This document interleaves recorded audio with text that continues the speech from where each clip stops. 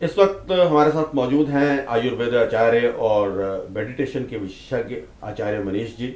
आचार्य मनीष जी ने बहुत ही कम समय में इस क्षेत्र में अपना नाम कमाया है। आज वो न सिर्फ भारत में बल्कि पूरे विश्व में एक बहुत बड़ा नाम है, जहाँ तक आयुर्वेद का सवाल है, जहाँ तक मेडिटेशन का सवाल है।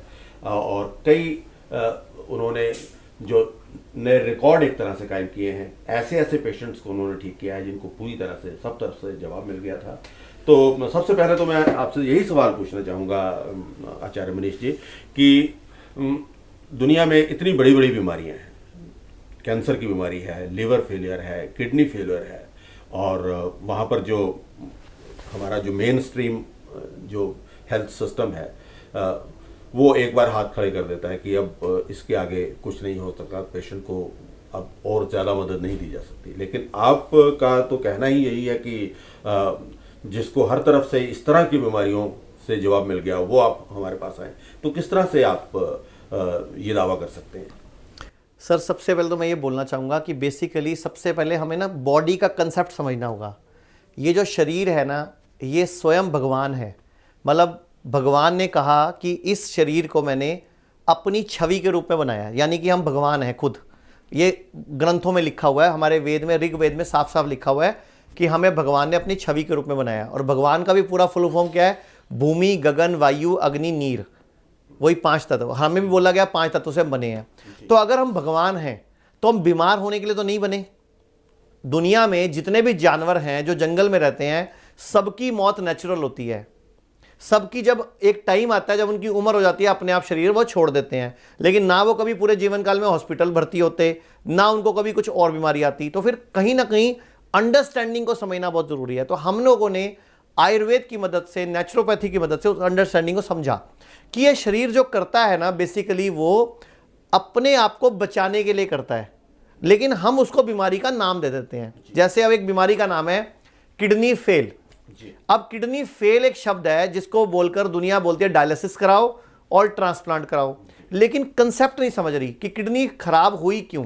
तो मैं आपको क्लियर करना चाहूंगा, आपके दर्शकों को भी। जैसे अभी हम बात कर रहे हैं किडनी फेल, तो किडनी फेल एक नाम है, किडनी फेल शब्द है। किडनी फेल मतलब किडनी खराब हो गई आपके हिसाब से, मॉडर्न पैथी के हिसाब से। लेकिन मैं आपको बताना चाहूंगा, हमारी जो अंडरस्टैंडिंग है वो ये है, हमारे शरीर के 2 मुख्य अंग हैं, एक हार्ट और एक ब्रेन। ये दोनों मेरे वाइटल ऑर्गन्स हैं, इन दोनों के बाद इंसान बचता नहीं है। तो हुआ क्या था, हमारे को बॉडी, मैंने आपको पहले साबित करूंगा कि बॉडी इंटेलिजेंट है, क्योंकि भगवान इंटेलिजेंट है और सबसे बड़ा सुप्रीम इंटेलिजेंट है, सबसे बड़ा इंटेलिजेंट वही है। और हमें भगवान ने बोला कि हम भगवान हैं, तो भगवान गलती तो नहीं कर सकता, तो किडनी खराब क्यों ही हुई? तो उसकी वजह कारण क्या, जो हमें समझ आया है, हम लोग अपने पेशेंट को भी समझाते हैं कि बेसिकली हुआ क्या था, आपकी बॉडी में कुछ नेगेटिव प्रेशर घूम रहा था, कोई टॉक्सिन्स घूम रहे थे, बॉडी में एक नेगेटिविटी क्रिएट हुई थी, जिससे आपको हार्ट अटैक पड़ना था, या हार्ट फेल होना था, या आपको ब्रेन स्ट्रोक होना था, या आपने विकलांग होना था, लकवा होना था। बॉडी ने क्या करा, अपनी इंटेलिजेंसी से उस गंदगी को, उस टॉक्सिन्स को, उस कचरे को बाहर निकालने के लिए प्रेशर डाला, और उस प्रेशर का असर आ गया किडनी पर। जैसे एक पिक्चर थी, कई साल पहले हमने देखी थी, क्रिश पिक्चर में जो नसरुद्दीन शाह है, वो प्रियंका चोपड़ा के पेट के बच्चे को मारने के लिए उस पर गोली चलाता है कि पेट का बच्चा भी मर जाए, प्रियंका चोपड़ा भी मर जाए। लेकिन ऋतिक रोशन अपना कंधा आगे कर देता है। कंधा आगे करने से अब कंधे पे लगी गोली इंसान बच जाएगा। ऋतिक रोशन ने दिल आगे नहीं करा, कंधा आगे करा, क्योंकि कंधे पे लगी गोली बाद में ठीक हो जाती है। लेकिन अगर वो बच्चे को गोली लग जाती तो बच्चा मर जाता। तो ऐसी हमारी बॉडी ने वो सारी एनर्जी किडनी ने झेल ली। बेसिकली किडनी सियानी थी, बॉडी सियानी थी, किडनी ने प्रेशर ले लिया। तो किडनी खराब नहीं है, किडनी सप्रेस्ड है, किडनी अंडर प्रेशर है। हम इसको ऐसे समझते हैं कि बॉडी ने अपने आप को मरने से बचाने के लिए, विकलांग होने से बचाने के लिए, एक ऑर्गन को उसके काम पे लगाया कि तुम टॉक्सिन्स को निकालो, और उसमें वो जो टारगेटेड ऑर्गन था वो किडनी हो गया। अब हमने एक शब्द यूज करा, किडनी खराब हो गई, किडनी फेल हो गई, लेकिन हमने एक शब्द यूज करा, किडनी सप्रेस्ड है। किडनी आपकी इंटेलिजेंट ऑर्गन है, किडनी ने आपको मरने से बचाया। पहली बात तो एक इंसान का, जैसे हम ये बोलते हैं, उसका किडनी को देखने का नजरिया बदल जाता है। कहां तो उसका पूरे हिंदुस्तान में वो गाना गा रहा था, वो, उसके बीवी बच्चे, उसके mummy papa, kidney fail kidney fail. अब वो क्या गाना गाते हैं, मेरी किडनी सियानी थी, मुझे कोई दिक्कत आई थी, किडनी ने अपने ऊपर ले ली, मुझे बचा लिया। थॉट बदली, सबसे पहले हमने क्या बदला, थॉट बदली। अब ऐसे हम लिवर में करते हैं, ऐसे हम कैंसर में करते हैं, क्योंकि कोई भी बीमारी नहीं है। जैसे बुखार हमें बीमारी बताया जाता है, बुखार मित्र है लेकिन कोई बताता नहीं।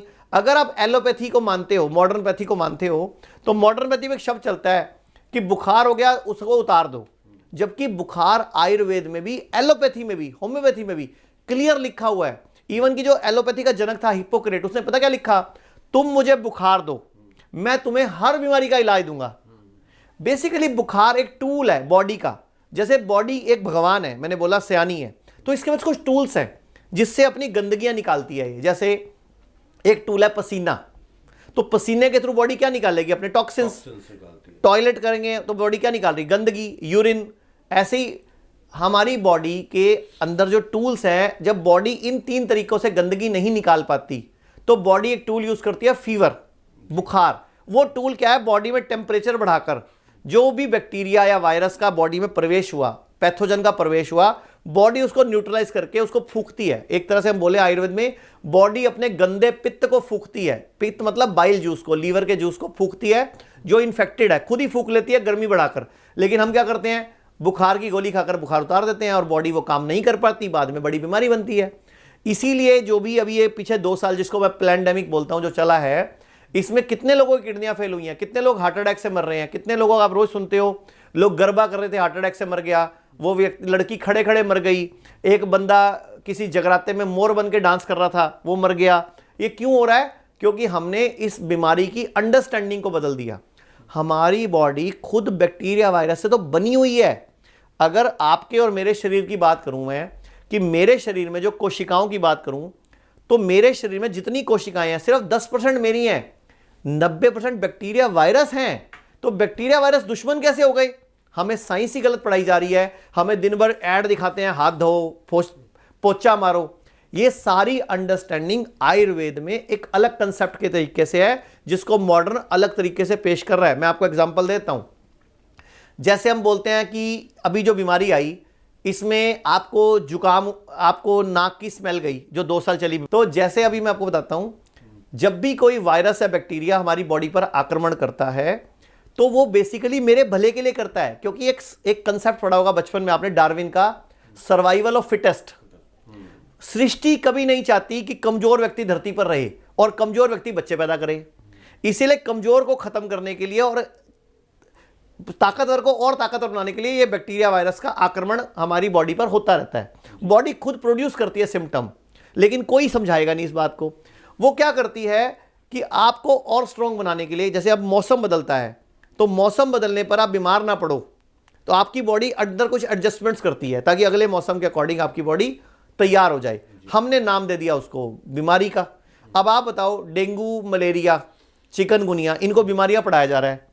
ये बीमारियां नहीं है, ये बेसिकली मच्छर तो सबको काट रहा है घर में, लेकिन एक कोई क्यों हो रहा है प्लेटलेट कम, एक कोई जोड़ों का दर्द क्यों हो रहा है, क्योंकि जिसकी इम्यूनिटी वीक है उसको हो रहा है। हम गलती क्या कर रहे हैं, हमें कोई ये नहीं बता रहा उस टाइम पे करना क्या है। वो अब इंपॉर्टेंट फैक्टर है कि उस टाइम पे करना क्या था। अगर आपकी बॉडी में कोई सिम्टम प्रोड्यूस हुए हैं तो वही करना है जो जानवर करते हैं, वही हम करेंगे। वही मैं आपको आगे समझाता हूं सारा। आचार्य मनीष जी, आपने अपने सभी कॉन्सेप्ट्स की बड़ी अच्छी व्याख्या की, लेकिन इसको आप इम्प्लीमेंट कैसे करते हैं, खासतौर पर जब पेशेंट आपके पास आता है, पेशेंट के ऊपर आप उसका क्रियान्वयन कैसे करते हैं, उसके बारे में थोड़ा सा हमें बताइए। मैं आपको ये साबित करना चाह रहा हूं कि सबसे पहले हम साबित करें बॉडी इंटेलिजेंट है, तो आपको पूरा कंसेप्ट क्लियर हो जाएगा, दर्शकों को भी हो जाएगा। मैं आपसे एक सवाल पूछता हूं, हम एक शादी में जाते हैं 8 बजे, मान लो 8 बजे जाके आप सूप पीते हो, फिर भल्ले खाते हो, पापड़ी खाते हो, टिक्की, चाउमीन, मंचूरियन, रोटी, चावल, आइसक्रीम, कॉफी, दूध का गिलास, स्नैक्स वगैरह खा के 11 बजे तक खाते रहते हो। बाई चांस सुबह आपको पोटियां लग जाती हैं और आप जाते हो 100 करोड़ बड़े डॉक्टर के पास। वो क्या बोलता है, क्या हो गया आपको? वो इन्फेक्शन कहेगा कि वो बोलता है इन्फेक्शन हो गया या डायरिया हो गया, लूज मोशन लग गए, और गोली देगा रोक लो। क्यों सर, हीरे मोती निकल रहे थे, क्यों रोक लो? और उसी टाइम चले जाते हैं 100 करोड़ किसी हमारे वर्ग के पास, जिनको हम बेवकूफ़ बोलते दुनिया, कमलों के पास, जिनको बोलते छोटे डॉक्टर। वो क्या बोलता, बॉडी सियाणी है, आपने जो रात को खाया, बॉडी उसको गंद को सेट नहीं कर पा रही, तो बॉडी उसको निकाल के बाहर फेंक रही है, तो निकलने दो। बात एक ही थी, नजरिया दोनों का अलग अलग था। अभी एग्जांपल मैं एक और देता हूं आपको। मान लो आपने रात को पार्टी में खूब खाया और सुबह आपको उल्टियां लग जाती और आप जाते 100 करोड़ बड़े डॉक्टर के पास। वो क्या करता?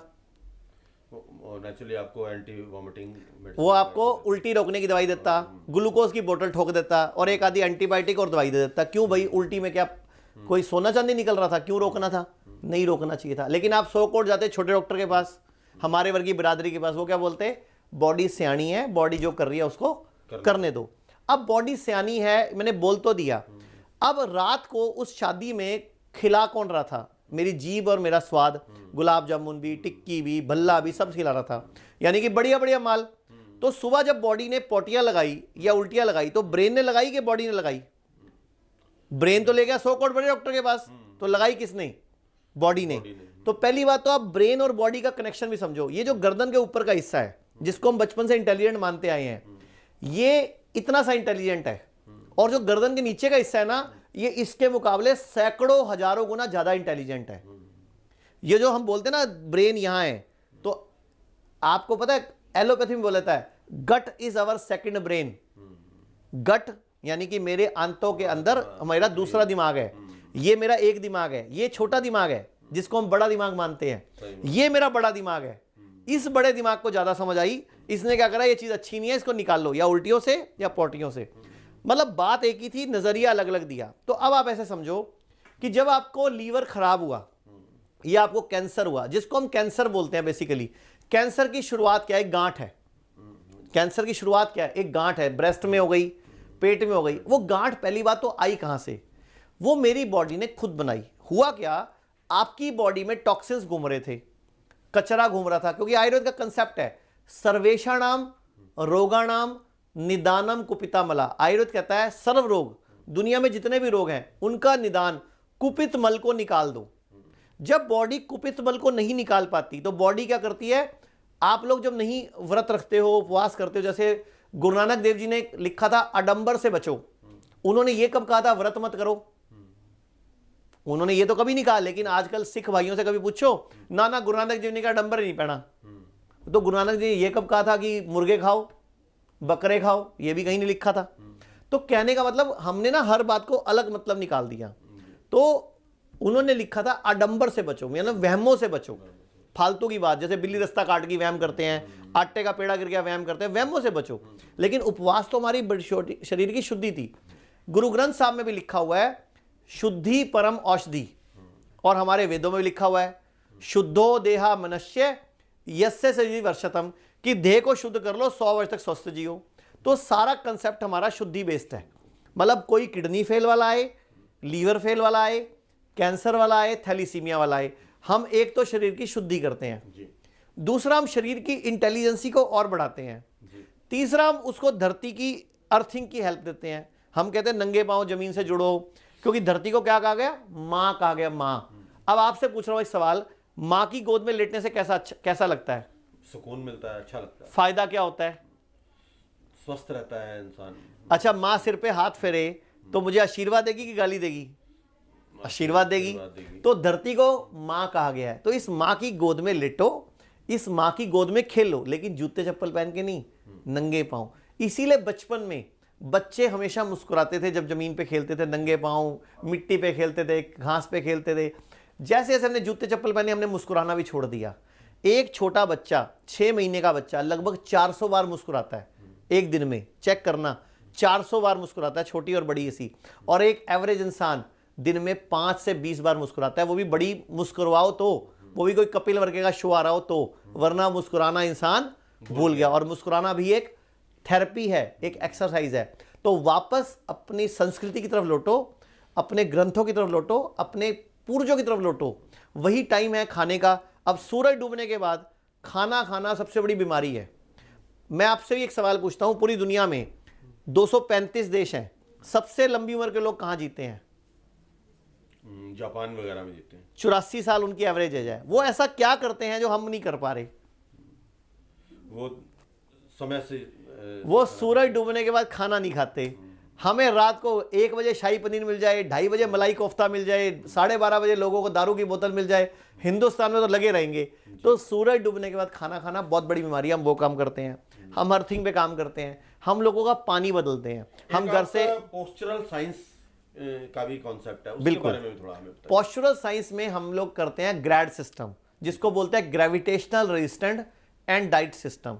हम लोग एक पानी के टब की बात करते हैं, हम गुरुत्वाकर्षण शक्ति की बात करते हैं कि हम पेशेंट को गर्म पानी के टब में बिठाते हैं, जो आयुर्वेद में वर्णित था हजारों साल पहले, जिसको बोला गया अवगास वेद, चरक संहिता में पूरा वर्णन है। और जो राजा महाराजा थे जितने भी, वो इसको हमाम बोला करते थे। एक अपने टब बनाते थे स्टीम बाथ, और एक गर्म पानी का टब जिसमें राजे और रानियां बैठकर स्नान करते थे। गर्म पानी की थेरेपी बोलते थे उसको, अभी भी आयुर्वेद में वो थेरेपी है, उसको बोला गया अवगास वेद। हमने उसी थेरेपी को इस्तेमाल किया किडनी फेल में, लीवर फेल में, कैंसर में और थैलीसीमिया में, और आप हैरान हो जाओगे सारे पेशेंट ठीक हो जाते हैं।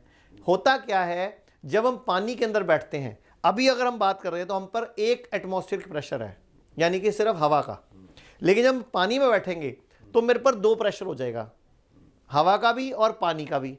तो मेरी बॉडी की एक्सरसाइज शुरू हो जाएगी। आप 15 मिनट 40 डिग्री टेम्परेचर गर्म पानी में बैठ के देखो और उसमें से निकलो, आपके दिल की धड़कन डबल होगी। अगर आपका दिल 70 बार, यानी कि आप लगभग मान के चलो जितना आप 20-25 मिनट की रनिंग करके थकते हो, उतना आप गर्म पानी में बैठ के थक जाओगे। यानी कि आपकी एक पैसिव एक्सरसाइज होगी। एक्टिव एक्सरसाइज थी भागना, पैसिव एक्सरसाइज क्या हो गई, टब में बैठना। अब एक 50 साल की लेडी को मैं बोलूं रेस लगा, वो नहीं लगा सकती, लेकिन टब में बिठा दिया गर्म पानी में, यहां तक पानी या यहां तक पानी या यहां तक पानी, डिपेंड ऑन उसकी प्रकृति, उसकी एक्सरसाइज हो गई और उसका पसीना निकल गया, बॉडी के अंगों की शक्ति बढ़ गई और इंसान ठीक हो जाता है। इसके साथ साथ आप आचार्य मनीष जी हमें जो आपका हिम्स जो है hospital and institute of integrated medicine, इसके बारे में भी बताइए कि इसमें क्या क्या आप जो है सर्विसेज जो है लोगों को प्रोवाइड कर रहे हैं। देखिए, हिम्स जुलाई 2021 में शुरू हुआ था। शुरू भी क्यों किया था, क्योंकि जब हमें समझ आया कि ये पैंडेमिक है, पूरी दुनिया का मेडिकल माफिया अपना राज स्थापित करना चाहता है और आयुर्वेद को, नेचुरोपैथी को खत्म करना चाहता है, तो हम लोगों को लगा कि इनको गाली देने से अच्छा हम आयुर्वेद को साबित कर देते हैं, नेचुरोपैथी को साबित कर देते हैं, उसके बाद दोबारा इस तरह का कोई पैंडेमिक लाने की हिम्मत नहीं करेगा। तो हमारी टीम डेवलप हुई। उस टीम में डॉक्टर अमर सिंह आज़ाद MBBS MD हैं पटियाला से, रिटायर्ड हैं CMO पटियाला से, और एक डॉक्टर अवधेश पांडे, वो भी MBBS MD हैं, डॉक्टर खादरवली फूड साइंटिस्ट हैं, डॉक्टर बिस्रूराय चौधरी जो PhD इन डायबिटीज़ हैं, और मैं, और साथ में 200 डॉक्टर्स। हम लोगों ने मिलकर एक टीम बनाई और हिम्स का निर्माण करा। और हमने हिम्स का पहला नारा ये रखा कि जिसको दुनिया में कहीं से भी कोई इलाज नहीं मिलता, वो हिम्स में कांटेक्ट करो। और हमने काम शुरू करा kidney fail, liver fail, stage 4 cancer और थैलीसीमिया और ऑटो इम्यून डिजीजेज, जिसको दुनिया में बोला था इलाज ही नहीं है, हमने वो पेशेंट ठीक करे। और हमारे यहाँ पे 70 to 90% पेशेंट जो भी थोड़ा सा भी सही टाइम पे आ जाते हैं, उन सब के डायलिसिस बंद हो जाते हैं, कीमो रेडियो बंद हो जाती है, और वापस वो अपनी ज़िंदगी को जीना सीख जाते हैं। अब हिम्स में हम करते क्या हैं, हिम्स में हमारी शुरुआत सुबह होती है योगा मेडिटेशन के सेशन से, उसके बाद वहाँ पे क्लासेस होती हैं एक्सरसाइज की, फिर वहाँ पे फूड है, जो फूड है वो नेचुरल है, हमारे यहाँ वही खाना खिलाया जाता है जिसके लिए भगवान ने हमें बनाया है। मतलब अंकुरित भोजन, फ्रूट्स, सैलड, नारियल पानी, कुछ तरह की चटनियाँ, कुछ तरह के सूप्स, मतलब जो भी कुछ नेचुरल है, स्मूदीज टाइप, हम वही खाना खिलाते हैं। उसके बाद हम कुछ थेरेपीज यूज़ करते हैं पंचकर्मा की, जो आयुर्वेद में वर्णित है, स्नेहन, स्वेदन, पूर्व कर्म, प्रधान कर्म, वमन, विरेचन, हम आयुर्वेद के सारे कर्म करते हैं, बॉडी को डिटॉक्स करते हैं बेसिकली। फिर हम एक ग्रैड सिस्टम को यूज़ करते हैं, टब थेरेपी यूज़ करते हैं, हेड डाउन टिल्ट यूज़ करते हैं, मतलब सिर नीचे होता है, पाँव ऊपर होते हैं। बचपन में हम लोग शीर्षासन करते थे, और आप याद करो आजकल के बच्चे नहीं करते। हम लोग अपने पलंग पे ना आपस में सारे भाई बहन कंपटीशन करते थे शीर्षासन का, लेकिन आप नोटिस करो आजकल के बच्चों को नहीं पता वो, क्योंकि हम करते थे तो हमारे बच्चे देखते थे, लेकिन आजकल के बच्चे करते नहीं, क्योंकि किसी को करते देखते नहीं। तो शीर्षासन कराते हैं हम लोग। हम उसके लिए हमने हेड डाउन टिल्ट एक थेरेपी बनाई, मतलब सिर और पाँव 10 डिग्री का कोण बनाते हैं, मतलब पाँव ऊपर रहते हैं, सिर नीचे रहता है। उससे होता क्या है, ब्लड सर्कुलेशन, गुरुत्वाकर्षण, जो आपने पूछा ना ग्रेविटेशनल रेजिस्टेंस के ऊपर, तो बॉडी किडनी की तरफ, लीवर की तरफ, हार्ट की तरफ ब्लड का प्रेशर बढ़ाती है, जिससे वो अंग हील होते हैं। जैसे आपके घर में अगर कोई कमज़ोर हिस्सा है तो आपको उस पर ध्यान देना पड़ेगा ना, तो ऐसे हम उस हिस्से पर ध्यान देते हैं जो हिस्सा बॉडी का कमज़ोर पड़ रहा है, ये नहीं कि सप्रेस है। फिर उसके बाद हम अगला स्टेप करते हैं डाइट, उनकी बॉडी के अकॉर्डिंग। फिर कुछ हम सहारा लेते हैं हर्ब्स का, फिर हम वहाँ पे जो अनाज हैं उसमें गेहूं चावल को कट कर देते हैं और हम वहाँ पे सिर्फ पॉजिटिव अनाज खिलाते हैं जिसमें मिलेट्स आते हैं। डॉक्टर खादरवली की रिसर्च है, मिलेट्स हमारे समाज के लिए भी अच्छे हैं, देश के लिए भी अच्छे हैं, क्योंकि एक तो पानी कम होता है, दूसरा मिलेट्स में फाइबर बहुत है। जैसे अब गेहूं है उसमें 1% फाइबर है, चावल में 0.2% फाइबर है, और जितने पॉजिटिव मिलेट्स हैं सब में 8 से 12% फाइबर है। तो आप बताओ, आप लेस फाइबर फूड खाओगे तो पेट कहाँ से साफ होगा? और आयुर्वेद तो कहता है सारी बीमारियों की जड़ पेट है। फिर हम एक और काम करते हैं वहाँ धरन के ऊपर, जो कि दुनिया को पता ही नहीं है। कंसेप्ट है धरन, यानी कि नाभि सरकना, जिसको बोलते हैं नेवल डिस्प्लेसमेंट। बेसिकली नाभि हमारा बॉडी का केंद्र बिंदु है। हम बचपन में जब पैदा हुए थे माँ की नाभि से ही जुड़े हुए थे, तो नाभि हमारी ऊर्जा का केंद्र है, क्योंकि जब आप माँ के पेट में थे तो वहीं से सुन रहे थे, वहीं से देख रहे थे, वहीं से आप पॉटी कर रहे थे, वहीं से सुसु कर रहे थे, वहीं से फूड ले रहे थे। तो वो नाभि के साथ सारी नसें जुड़ी होती हैं। तो जब नाभि डिस्प्लेस होती है तो हमें खाना पीना हजम नहीं होता, पेट ढंग से साफ नहीं होता, मेरा डाइजेशन अच्छा नहीं होता। तो हम क्या करते हैं, नाभि को ठीक करते हैं, नाभि सेट रखना सिखाते हैं। फिर होता क्या है, उससे पेशेंट का हाजमा, पाचन तंत्र काम करना शुरू होता है, बॉडी की क्लीनिंग शुरू होती है। तो बॉडी को सही फूड, सही डाइट की वजह से बॉडी को मिलता है राइट पोषण और राइट एनवायरनमेंट। और फिर वहाँ पे शाम को होती है लाफिंग क्लास, और एक होती है वहाँ ग्रेटफुलनेस क्लास, यानी कि जो जो जिंदगी में आपके पास है उसके प्रति धन्यवादी रहना सिखाते हैं। भगवान के प्रति, इंसानियत के प्रति, सृष्टि के प्रति। होता क्या है, धन्यवाद रहने का कंसेप्ट आपने एक पिक्चर भी देखी होगी, सीक्रेट मूवी, कि जब हम किसी चीज़ के प्रति धन्यवादी होते हैं, सृष्टि के प्रति, आंखों के प्रति, जैसे आप मुझे देखने के लिए बस आप 2 आंखें हैं, लेकिन क्या इसके लिए आप रोज थैंक यू बोलते हो? आपके पास चलने के लिए 2 पाँव है, क्या रोज थैंक यू बोलते हो? आपके पास चलने के लिए गाड़ी है, क्या रोज थैंक यू बोलते हो? तो सृष्टि क्या बोलती है, भगवान का कंसेप्ट क्या बोलता है, वेद क्या बोलते हैं, कि जब आप किसी चीज़ के प्रति धन्यवादी, जिसको हम शुक्राना बोलते हैं गुरु ग्रंथ साहब में, जब हम शुक्र करते हैं, यानी कि जो है, तो जो जो नहीं है वो सृष्टि अपने आप हमें दे देती है। भाई पहले वाले का थैंक यू बोलो, आगे वाला अपने आप मिलेगा। जैसे आपकी वाइफ ने अच्छा खाना पकाया और आपने बोला, ए भगवान आज बड़ा स्वाद खाना बनाया, तो अगली बार आपकी वाइफ क्या कोशिश करेगी? बेहतर और अच्छा खाना खिलाएगी। बस यही सृष्टि करती है। गुरु नानक देव जी ने गुरु ग्रंथ साहब में जिसको शुक्राना, हर टाइम धन्यवादी भाव में रहना सिखाया, उसी को वेदों ने हमारे को ग्रेटफुलनेस बताया, और उसी को बाइबल में भी धन्यवाद भाव में बताया। इसीलिए थैंक यू नाम वर्ड आया, धन्यवाद शब्द पैदा हुआ। नमस्ते, नम अस्ते, मैं सामने वाले को नमन करता हूं। और हर मंत्र में, जैसे एक मंत्र है वाहे गुरु, मतलब क्या है, मैं अपने गुरु की वाहवाह कर रहा हूं। हरि ओम, मैं ओम यानी कि अनंत की, हरि की तारीफ कर रहा हूं। ओम नमः शिवाय यानी कि हे शिव, मैं तेरे को बार बार नमन कर रहा हूं। तो हर मंत्र में तारीफ है। आप हनुमान चालीसा पढ़ो, तारीफ है। भगवान की आरती पढ़ो, तारीफ है। तो जब सब जगह तारीफ चल रही है, तो हमारे हॉस्पिटल में भी क्या सिखाते हैं हम? तारीफ। किसकी? कुक की तारीफ, उसने खाना पकाया। नर्स की तारीफ, उसने आपका बीपी शुगर चेक करा। डॉक्टर की तारीफ, उसने आपकी नाड़ी पकड़ी। होता क्या है, जब हम थैंक यू वाले भाव में रहते हैं तो बॉडी की हीलिंग पावर बढ़ जाती है। बॉडी खुद ही अपने आप को हील कर लेती है। तो हम कोई जादू वादू नहीं कर रहे हमारे हिम्स में, हम सिर्फ ये कंसेप्ट पे काम कर रहे हैं। बॉडी स्वयं भगवान है। बॉडी, भगवान जब प्रसन्न होता है अपने आप को स्वयं ही हील खुद कर लेता है। हिम्स की आपकी विस्तार की क्या योजनाएं हैं? अभी हमारा जो सबसे बड़ा हिम्स है वो डेरा बस्सी में है, इसके अलावा लखनऊ में है। अभी बहुत जल्दी 350 बेड का 5 स्टार हमारा एक हिम्स मेरठ में शुरू हो रहा है, दिल्ली के किनारे मोदी नगर मेरठ में, और एक 150 बेड का मुंबई में शुरू हो रहा है। इसके अलावा अमृतसर में है, गुड़गांव, जयपुर, जोधपुर, संगरूर, लुधियाना, अमृतसर, कई शहरों में हिम्स खुल चुका है। और पूरे भारत में हमारे 100 से अधिक क्लिनिक्स भी हैं, और दिल्ली में हमारे 20 सेंटर खुल चुके हैं जहां पंचकर्मा भी है। हम लोग तो अब लोगों को बोलते भी हैं कि जो इंश्योरेंस पॉलिसी कराते हो ना, वो आयुष कवर वाली करवाओ। वो आयुर्वेद में भी चलती है, हमारे यहाँ भी चलती है। अभी क्या है, लोग पॉलिसी कराते हो सिर्फ एलोपैथी में चलती है। आप पॉलिसी कराओ आयुष कवर वाली, कोई पैसे नहीं फालतू लगते, सिर्फ बोलना पड़ता है मुझे आयुष कवर वाली पॉलिसी दे दो। वो आयुर्वेद में भी चलती है और एलोपैथी में भी चलती है। तो अगर पूरा देश इस बात को समझ जाएगा तो आयुर्वेद बढ़ जाएगा, देश का पैसा बचेगा, देश की तरक्की होगी, देश के लोगों को रोजगार मिलेगा, क्योंकि हमारा किसान जड़ी बूटियां उगाएगा। क्योंकि अगर केमिकल वाली दवाइयां हम खाएंगे तो ये सारी बाहर से आ रही हैं, इनके पेटेंट भी अमेरिका, यूरोप की कंट्रीज के पास हैं। तो वो पैसा हमारे देश का बाहर जा रहा है। तो हमें देश को भी बचाना है, अपने आप को बचाना है। और हम ये जो सब कर रहे हैं ना, ये हम भाई राजीव दीक्षित की याद में शुरू किया था हमने। हमारे हॉस्पिटल का नाम भी है भाई राजीव दीक्षित मेमोरियल हिम्स, कि भाई राजीव दीक्षित को हम पूरा इसका क्रेडिट देते हैं, क्योंकि भारत में उन्होंने आयुर्वेद को, नेचुरोपैथी की क्रांति को बड़ा किया। जी, बहुत बहुत आपका धन्यवाद।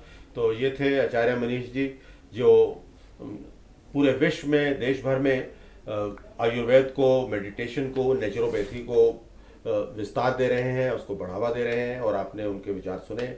N1 लाइव पर हमारे साथ जुड़ने के लिए आपका बहुत बहुत धन्यवाद। आपका भी बहुत बहुत धन्यवाद।